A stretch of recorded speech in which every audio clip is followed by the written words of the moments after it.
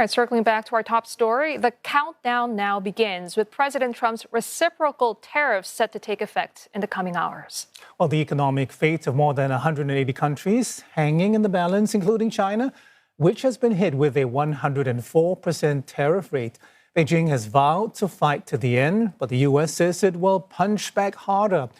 Elsewhere in the world, other nations are taking a more conciliatory approach. Malaysia says it has sent officials to Washington to begin dialogue on the new import tariffs. As ASEAN chair, Malaysian Prime Minister Anwar Ibrahim is also highlighting the importance of forging a united front. Southeast Asia's largest economy, Indonesia, has offered to cut tariffs on some American goods. And for more insight, let's speak now with Chris Humphrey, Executive Director of the EU-ASEAN Business Council. Thank you very much for joining us on the show, Chris. We'll get to that question of ASEAN unity in just a moment, but I want to start by asking you about what actually happens within ASEAN if the tariffs go into effect. I mean, most ASEAN people in ASEAN nations, that is, understand the potential impact on their domestic economies, but what's less clear, if you like, is what actually happens to prices in ASEAN. I mean, we've been talking about the iPhone, for example. Is it necessarily going to be more expensive in Singapore as opposed to the United States? That's a good question, Arnold. And I think one of the problems we all have in this current situation is the uncertainty that is being dished out really by the actions from Washington, D.C.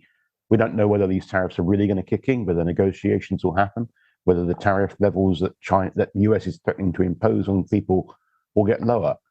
In theory, it will make consumer goods in the US more expensive, without a doubt, because it will be US importers and US consumers effectively paying for these tariffs.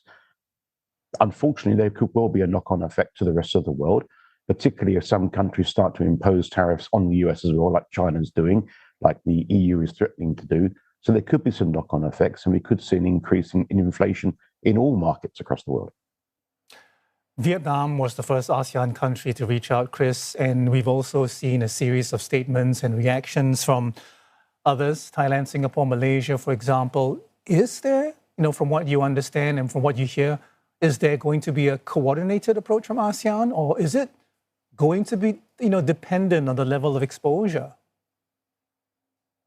Well, I'm in KL at the moment for the ASEAN Finance Ministers meeting. I can tell you the Trump tariffs are almost the entire conversation that's happening here with the various ASEAN governments. It'll be a big feature of our plenary session today with the ASEAN finance ministers. There is an ASEAN special economic ministers meeting happening tomorrow. They're going to try and develop an agreed line. The difficulty is, as you just mentioned, Vietnam has already run off to try and do a deal. Others will try and do deals as well. Indonesia's talking about trying to reduce its own tariffs on US goods. I think you'll end up with a condemnation statement saying how bad this is for the global world trading order, how it's a breach of WTO. But individual countries will need to do what is best for them. That's not easy, and we are talking in global terms, relatively small economies here in Southeast Asia, although ones that are very important, and it is one of the world's brightest growth spots for GDP growth.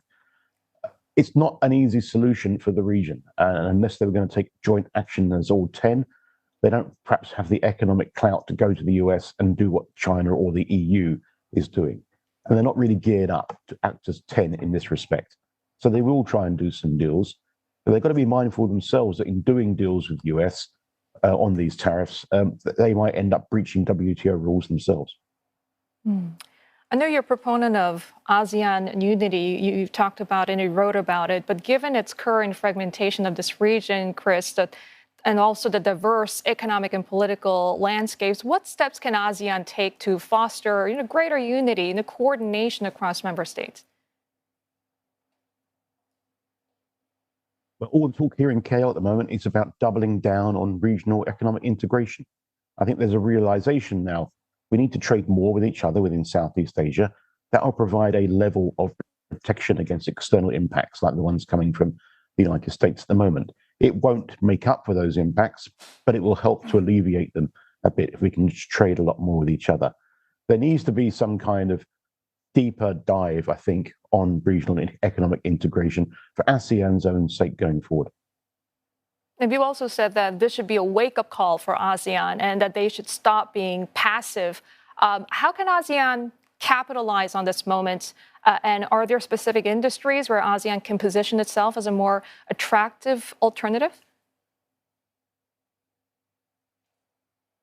Well, I think these tariffs are going to lead to a lot more supply chain diversification and shifting of supply chains. We may end up with companies looking at a US +1 strategy, like they've been looking at a China +1 strategy. So they'll make things in the US for the US market. They'll make things elsewhere for the rest of the world.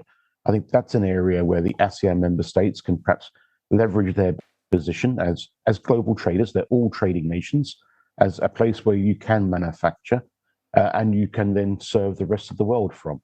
And I suspect that's what many of them will do. And having spoken to many of the development agencies and the investment authorities across the region, they're all clearly targeting certain industries: semiconductors, energy transition, electric vehicles, etc. They need to work out actually which ones are best for them individually and then really target those sectors. Chris, is countermeasures, retaliation on the table at all? Is any ASEAN member in a position to say it's going to impose counter tariffs at all? I think as individuals, probably not. They're not quite big enough to do that. Unlike China and the EU, which will almost certainly go down that route, if only as part of a negotiating tactic with the United States. I don't see any of the economies here, not even Indonesia, which is the biggest in the region by some distance, being in a position to go down the retaliatory route. And all the talk here in KL, and certainly the talk coming out from the capitals in the region, is they don't want to go down that route. They see that as a worsening of the situation. And you can see Trump's reaction to China, threatening 104% tariffs on China, just means that his natural instinct is to fight back. Chris, I mean, you brought up China, so I want to ask you a little bit about what Donald Trump and his spokesperson have been saying overnight. They've basically said Xi Jinping and China won a deal badly, but don't know how to get started, how to reach out. Does that sound plausible to you? I mean, do you think that, Xi Jinping has something else in mind, when they choose to retaliate and ignore those deadlines that the Trump administration has set? I think we're in a state of shadow boxing at the moment between the US and China. They're both trying to position themselves. There will almost certainly be some talks, like there was previously under the previous Trump administration. They will look to do some kind of deal with each other. It's in no one's interest, the US, China, the rest of the world, for these two big 800-pound gorillas to be fighting over tariffs and trying to outdo each other on the level of tariffs. That makes no sense for either economy or for the rest of us. So I'm pretty sure there will be some negotiations happening, maybe behind the scenes. But in the meantime, they are positioning themselves to show that they're equally strong. Do you think China could prevail in this trade war, Chris? I think if China and the EU and perhaps some other large economies were to act in cohorts with each other, they could probably stand up to the US together. Individually, it becomes more difficult. China, of course, the world's second largest economy, has a lot of clout. A lot of US goods that we all know and love, like the iPhone, are manufactured, or lots of it, parts of it are manufactured in China. The US companies selling things in the US need Chinese supply chains, and I'm pretty sure they'll be leaning quite heavily on the White House to bring back some of the rhetoric that's been going on. I don't think either side can win by continually adding more and more tariffs on each other. That just makes no sense at all. Well, Chris, Premier Li Qiang has been, has spoken to the EC President Ursula von der Leyen. So he said that China has the tools to weather the Trump storm, but he was also warned against flooding Europe with Chinese products. I'm wondering how big of a concern is this for ASEAN, apart from a concern for the EU as well?